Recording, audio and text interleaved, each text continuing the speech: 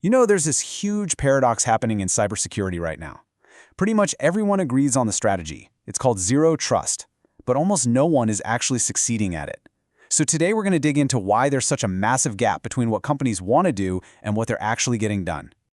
So where are we getting all this info? Well, everything we're about to dive into comes straight from the 2026 Zero Trust Report by Cybersecurity Insiders, which was presented by HPE. It's a fantastic look at what's really going on under the hood in the industry.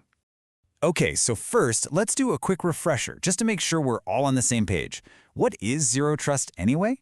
It's a security model built on one simple but really powerful idea. Never trust, always verify. Think about it. In a world of cloud apps and remote work, those old network boundaries are basically gone. And that means continuously checking every user and every device isn't just a good idea, it's an absolute must. All right, so here's how we're going to break this down. First, we'll tackle the main problem, what I'm calling the zero trust paradox. Then we'll figure out what's causing it, explore a path forward with an architecture called SASE, and wrap up with a really clear three-step plan for success. First up, the zero trust paradox. This is where we see this huge, gaping disconnect between what companies want to achieve and what they're actually accomplishing. Get this. The report found that a whopping 82% of organizations view Universal Zero Trust Network Access, or Universal ZTNA, as essential. So the belief, the conviction, it's definitely there. But here's where it gets crazy. Despite 82% saying it's essential, only 17% have actually managed to fully implement it. I mean, that's not a gap, that's a chasm. So what on earth is going on here? And this visual right here, it really puts that disconnect into sharp focus. The report calls it a 65-point execution gap. And that's not just a statistic. It represents a fundamental breakdown between strategy and reality in the world of modern security. And you can see how this gap really shakes people's confidence.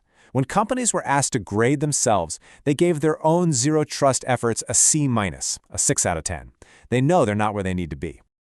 Okay, so if pretty much everyone agrees there's a problem, why isn't it getting fixed?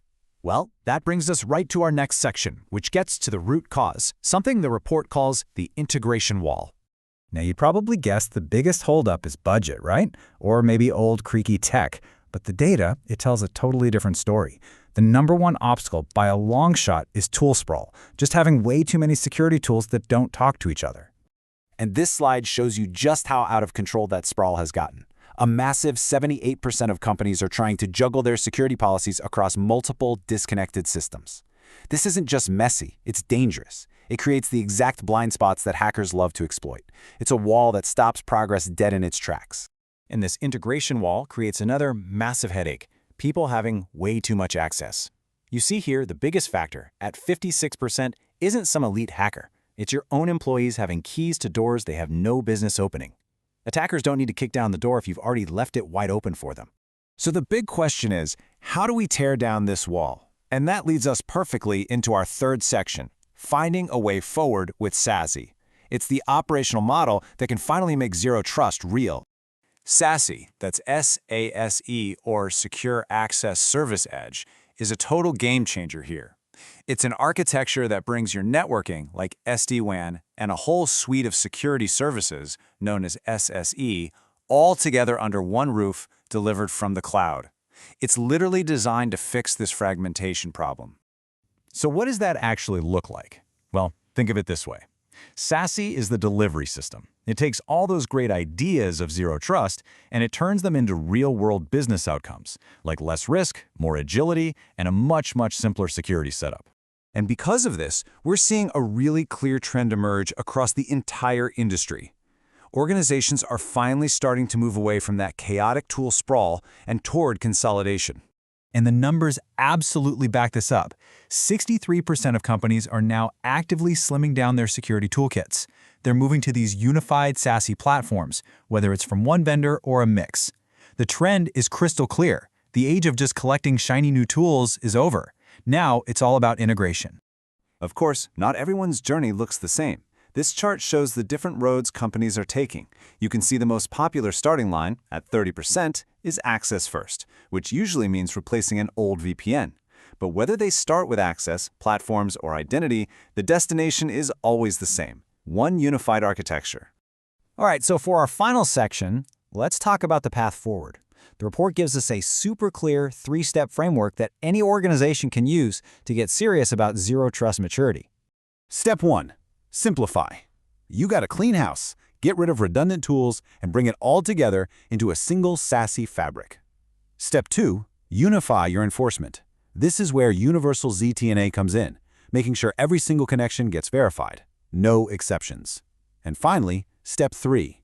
Amplify with intelligence. Use AI to automate policies and adapt your defenses on the fly. And let's focus on that amplify step for a second, because it is absolutely critical. AI is already a massive force multiplier. Over half of organizations are using it for threat detection, 42% are using it to automate policy, and almost a third are even using it to make the user experience better. This is how security actually moves at the speed of business. You know, there's this one quote from the report that I think just perfectly sums it all up. Zero trust maturity depends less on how many controls an organization deploys and more on how seamlessly, consistently, and intelligently they operate as one unified system. It's not about having the most tools, it's about having them all work together as one. And that really leaves us with one big question that you should be asking yourself and your organization.